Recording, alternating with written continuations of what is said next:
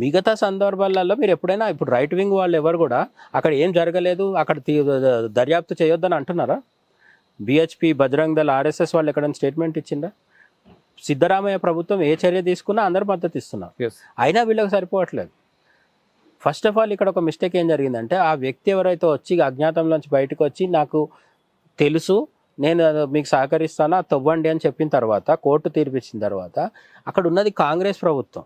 నిజంగా హిందుత్వవాదులు అక్కడ ఉన్న వీరేంద్ర హెగ్డే ఎవరైనా ఒకవేళ కుట్ర చేస్తుంటే వెంటనే రంగంలోకి దిగి 2వ రోజు నుంచి తవ్వకాలు జరపాలి. కానీ వీళ్ళు 4 రోజులు పడుకున్నారు.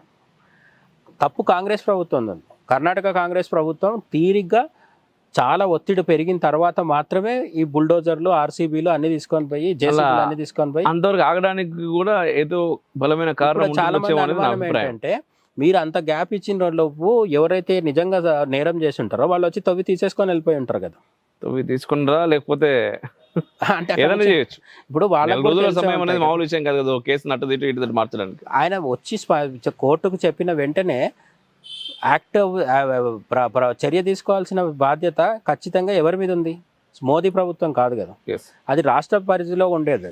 రాష్ట్ర ప్రభుత్వంలో ఉండే సిద్ధరామయ్యని ఇంతవరకు ఎవ్వరు విమర్శించట్లేదు. మన ఫేస్బుక్లో కానీ, ట్విట్టర్లో కానీ ఈ లెఫ్ట్ బ్యాచ్ ఉంటుంది కదా, వాళ్ళు ఎవరు ఆయన గురించి మాట్లాడిన దాఖలాలు లేవు.